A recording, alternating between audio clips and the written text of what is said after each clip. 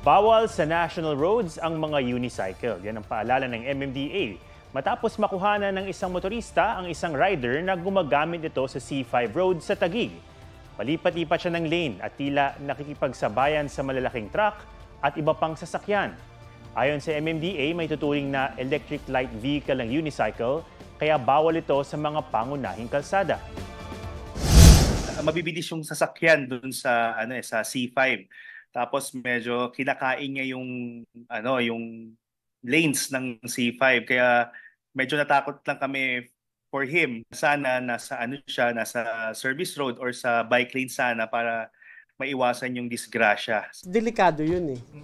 Pinoprotektahan nga natin yung mga bikers na makasama yung malalaking sasakyan, mga truck sa national roads. How much more itong unicycle? So, mga kapuso, alamin ang State of the Nation. Mag-subscribe sa GMA Integrated News sa YouTube. Sa ating mga kapuso abroad, samahan niyo kami sa GMA Pinoy TV at sa www.gmanews.tv.